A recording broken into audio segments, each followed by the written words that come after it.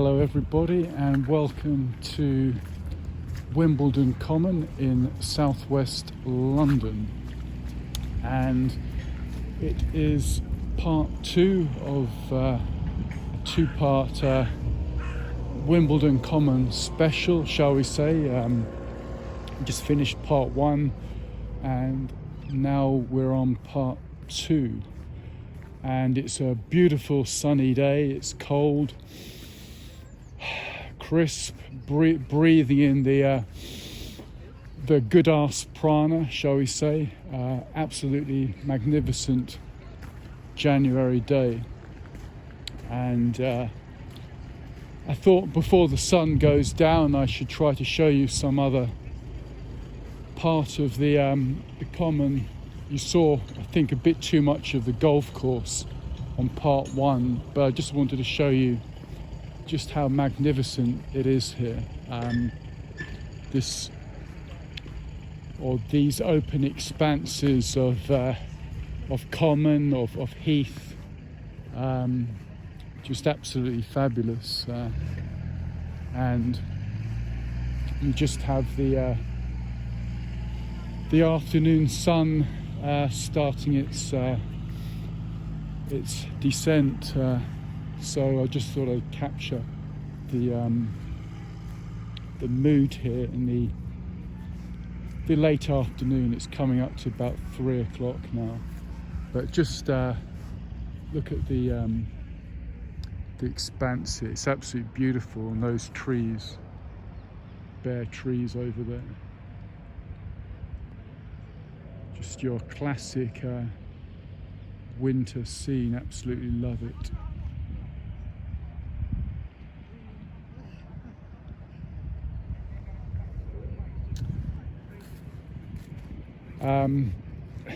Was having a conversation with one of my viewers this morning, and they were saying that they appreciated the effort in the 30, 40, 50 minute vids, but they thought I would attract a lot more viewers if I did a few more shorties, even 5 minutes, 10 minutes at the most.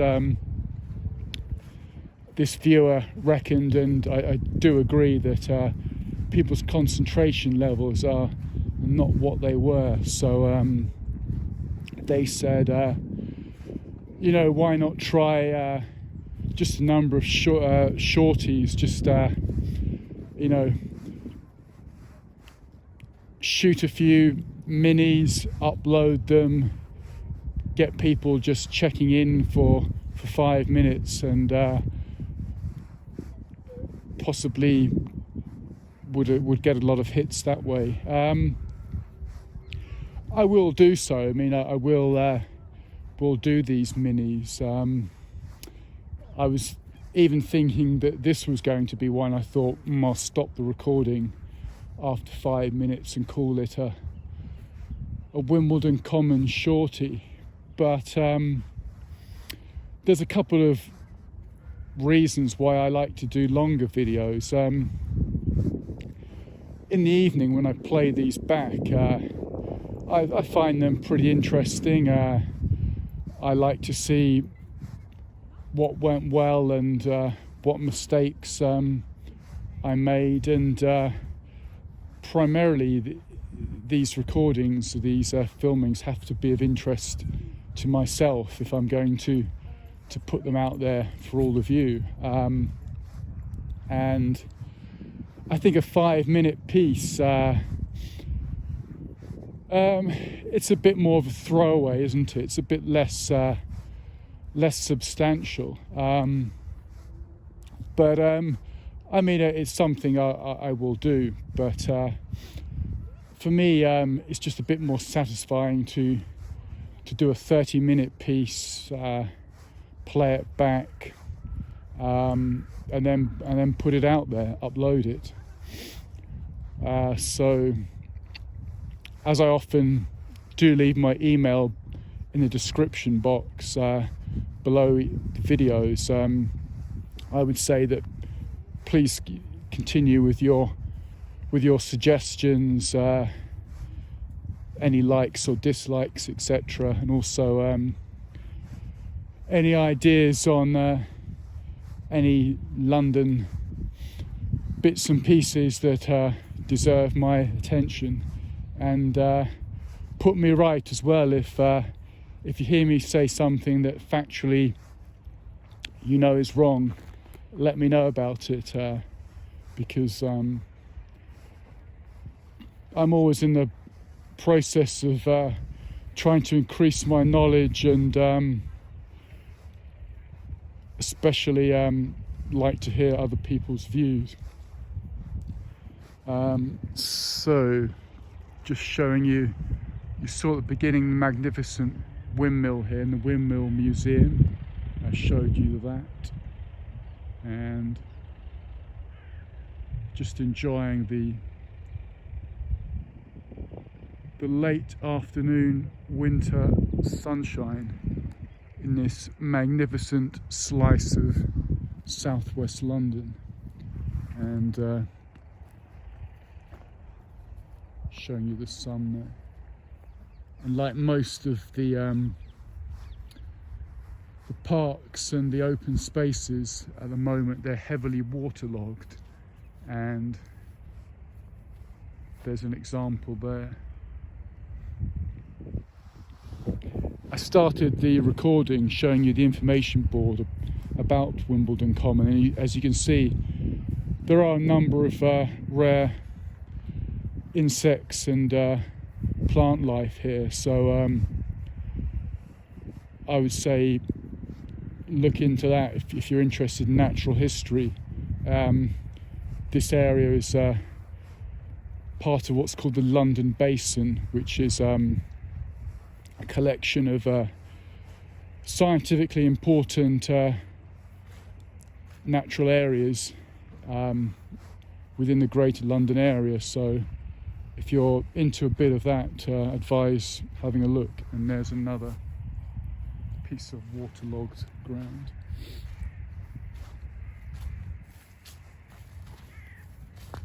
Yeah, again, you can see I have the same boots on as yesterday, so perhaps not ideal. Had a few ideas of what we could chat about on this recording. Hadn't really decided where I was going to go with the conversation.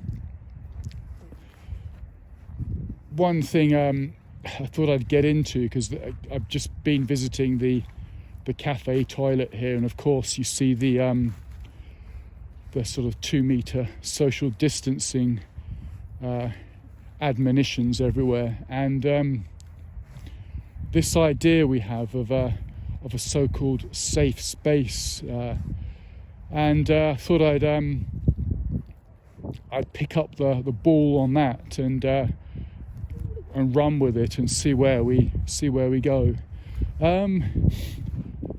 Safe spaces.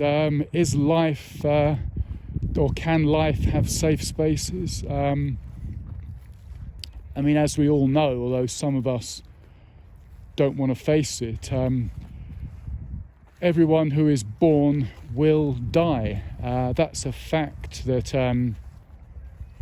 I'm aware of, and so are all of us, but some of us just don't want to face it. If you're born, you are going to die. So the question is, where is the safe space there then? I mean, that's the question, isn't it? Where is the safe space there? And death is going to come in 3 ways: either prematurely through injury or illness, or it will come late in life through what as a kid I would term old age, also known as natural causes. Of course, there will be a condition given on the death certificate for that individual, but if a 95-year-old goes to bed in the evening and doesn't wake up. That's death by old age, in my opinion. I mean, let me know if I'm wrong, but surely that's the most firm case of natural causes. One dies in one's sleep at an advanced age. There was a recent French politician, and I think it was Jacques Chirac, who died recently. Yes, and I believe he was some age. I mean, I'm running this off the top of my head from memory. It could be wrong, but I thought I saw a figure of 94. That I could be out on that. And they were ascribing it to COVID, and he may well have tested positive, whatever that means, with COVID. But come on, I mean, if you're over 90 and you die, surely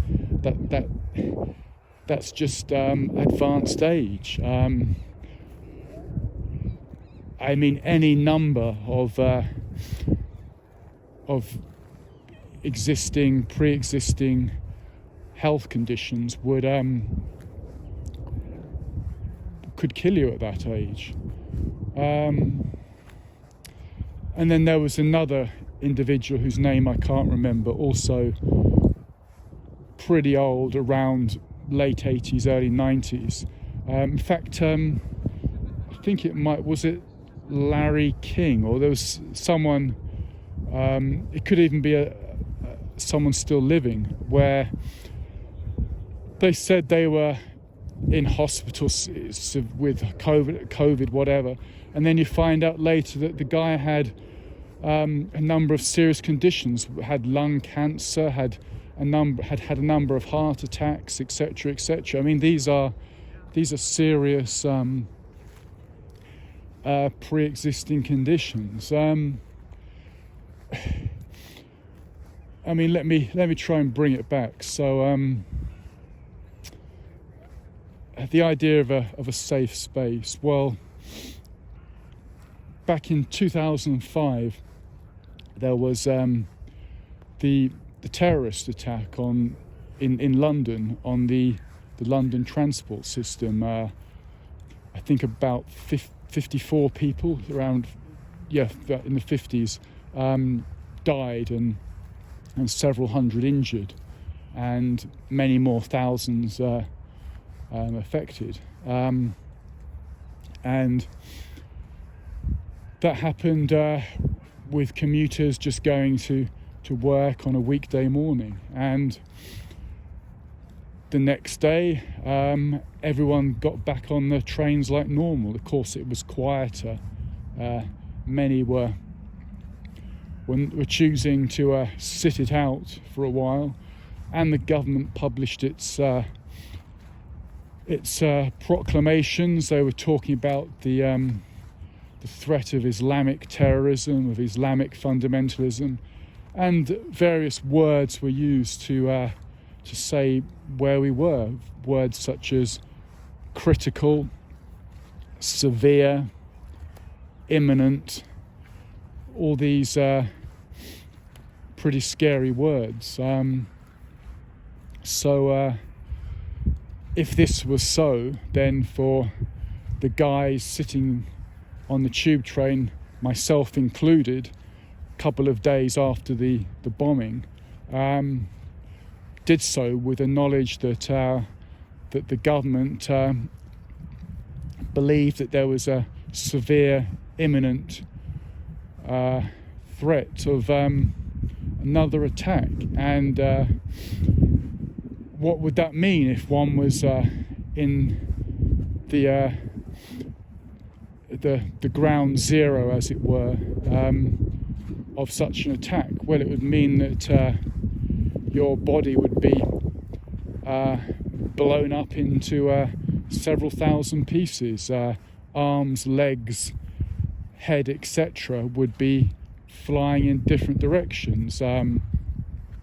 It's about as bad as it can get. I'm reminded of that scene in Return of the Jedi when the bounty hunter, who was in fact Princess Leia in disguise, threatened Jabba the Hutt with what was termed a thermal detonator. And you can imagine the mess there would be in Jabba's throne room if his body exploded into 1,000 pieces. So that's my thoughts on what it means to die in a direct bomb attack. As I sat there on the Piccadilly line, thinking that's what it would mean. It would mean a splattering of parts in all directions. So there ain't a safe space, is there, in that situation? 1 minute you're there, and the next minute you're just someone's memory, someone's photograph. Yet the government, the transport chiefs did not stop people travelling, did not tell them to hide under your beds until we catch all the bad guys, and then it's safe for you to come out. So sorry, just got to interrupt myself just to show you some more of this super waterlogged thing. Where am I taking this? What I'm trying to say is that there was no safe space in the world of 2019 prior to this pandemic. There was any number of threats to the body and soul of the individual. I mean, many people led full lives. Was there a safe space for the surfer whose leg was eaten off by a shark but survived and continued surfing? What about the rock climber who maybe fell off a rock face and broke his neck? What about guys that drive fast motorbikes?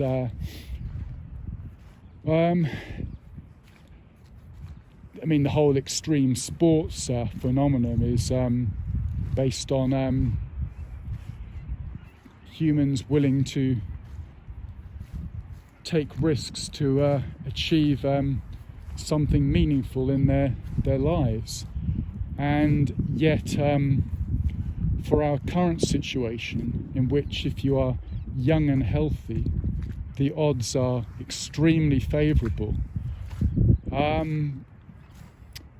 we have to be told that there must be a safe space. I mean, again, I ask myself and put it to you, am I missing something here? What changed? What was the game changer here? Why is this situation so much more fearful than anything previously, in which it warrants the complete turnover or complete trashing of our way of life? I just don't get it personally. Even the official statistics of the people that are telling us that we have a problem are still extremely favourable if you're young, if you're healthy, and even if you're neither young nor particularly healthy, there's still a hell of a lot of good odds on your side. I mean, I'm not going to reel off a load of stats. You can do that. You can find out for yourself. But it just comes down to this idea of a safe space, and also you have it as well with the heavy censorship that goes on everywhere. The idea that certain things can't be discussed or certain things can't be said. The idea that universities must be careful not to trigger students, or things have to have trigger warnings. I mean, it's all pretty pathetic, pretty sad as far as I'm concerned. I mean, that isn't how the world is. I mean, this idea that you can protect people from uncomfortable views or uncomfortable ideas, or even, it just doesn't cut it as far as I'm concerned. And you certainly can't protect people from uncomfortable physical realities, because the ultimate situation is that we all die. So I just wanted to chew the cud with you on some of those matters, see what you made of it all. And it leads on to something closely connected, which is the idea of centrism and groupthink, the hive mentality, the idea that now the divide is between the masses and the non-conformists. So you've got the vast majority of the normies, and then freaks like myself who can't and refuse to conform. So what does this mean, this idea of a centrist groupthink, a hive mentality? Because certainly in the realm of science fiction it's been discussed and was felt to be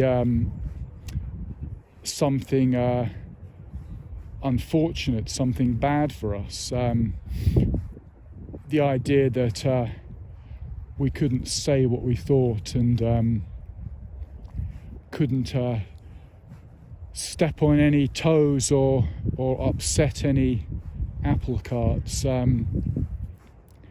That's not how the human race progressed. I mean, it's just a process that although I can't give you any stats for, I feel it. There's a change within, excuse me, within the species itself. I mean, is this linked to what I was saying the other day about our closer relationship with technology, and of course the whole area around AI, or artificial intelligence, and where's that going? Because without the essence of humanity, what are you left with? Because as of the moment, we haven't been able to establish life outside of this planet. So so far as we can tell at the moment, you've just got a vast empty cold area of dark space, and then we've got ourselves. My own view is that the human species is not endemic to Earth, but that it must be found in a number of solar systems and across a number of galaxies. But that's neither here nor there. We'll never be able to prove that for some time. But the way I see it for the 21st century is that the issue will be artificial intelligence and what is human, what is not human, and the issues around that. So couldn't deliver a shorty. I've run over by 20 minutes and I'm not quite on the 30-minute mark, so we'll just do maybe a bit of a walk along here. I always try to end the videos around 30 minutes or just after, because at least I have something interesting for myself to look at in the evening. And I think as it takes so many hours to upload, it might as well be worth it.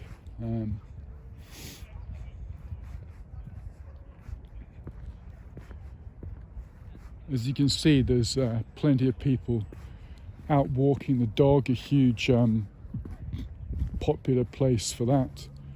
I'm guessing almost all of them will be locals. I'm the only outsider, I imagine, here.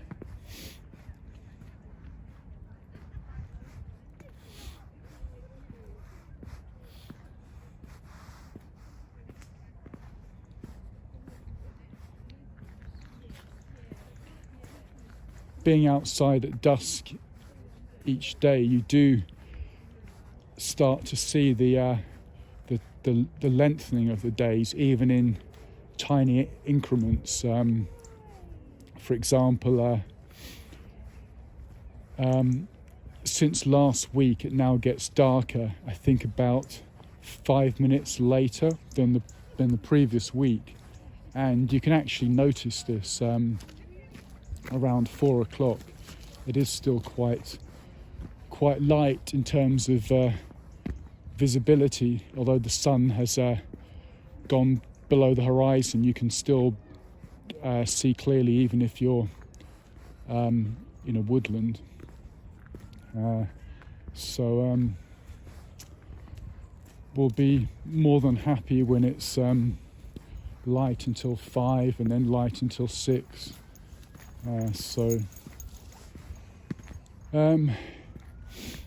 That's one thing that none of our governments have been able to control yet, the movement of the sun, or rather our movement around it.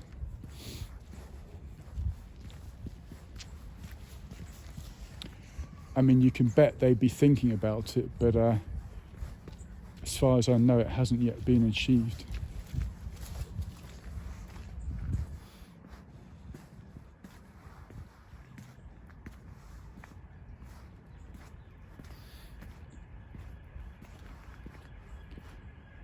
And to show you some of the beautiful colourings there.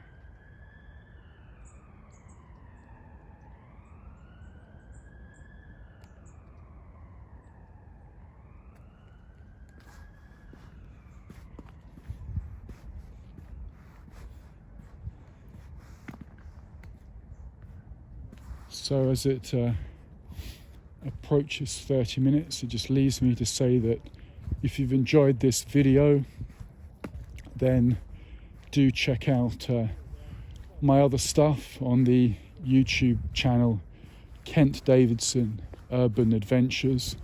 And should you wish to contact me to discuss anything pertaining to London areas and its history, then see below in the description box where I'll leave my email, and I'm always welcome for communication.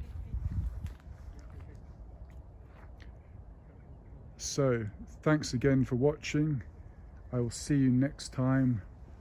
Bye for now.